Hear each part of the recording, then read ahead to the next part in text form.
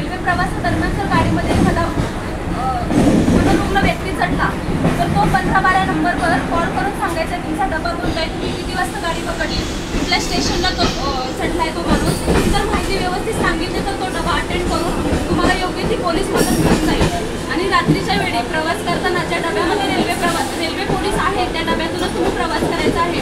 आपले रात्री 6 ते सकाळी 8 वाजेपर्यंत महिलांच्या डब्यामध्ये रेल्वे पोलिसांची नेमणूक केली जाते.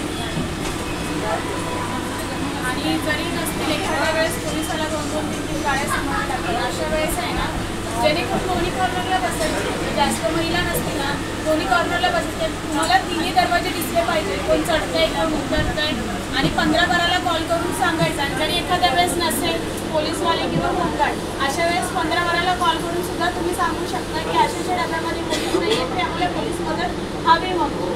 तर अशा वेळेस तुम्हाला नक्की मदत केली जाईल. रात्रीच्या वेळेस शेवटची गाडी गेल्यानंतर बाहेर पण नसतात गाड्या, त्यावेळेस 112ला कॉल करून तुम्ही मदत मागू शकता. फक्त सांगताना एक्झॅक्ट लोकेशन सांगायचं, जेणेकरून तुम्हाला मदत झाली पाहिजे. आणि गर्दीच्या वेळेस जर ट्रेनला गर्दी असेल तर चढू नका कृपया करून, कारण हादसे खूप होत आहेत एरिया म्हणा असे खूप. आणि जर सोनं वगैरे असेल तर तुम्ही अशी दुपट्टा घ्या, मोबाईल फोन जवळ ठेवा चढताना. आणि अशा वेळेस मोबाईल फोन बॅगेत पूर्ण आतमध्ये ठेवा, पुढच्या चैनीमध्ये ठेवू नका. ठीक आहे, थँक्यू. आता सणवार चालू आहे, गणपती चालू आहे, ईद आहे, त्या ठिकाणी पण तुम्ही मला हे करायचं. फक्त काय असेल कॉल फक्त 15-12 100 नंबरला फक्त द्यायचा आणि 103.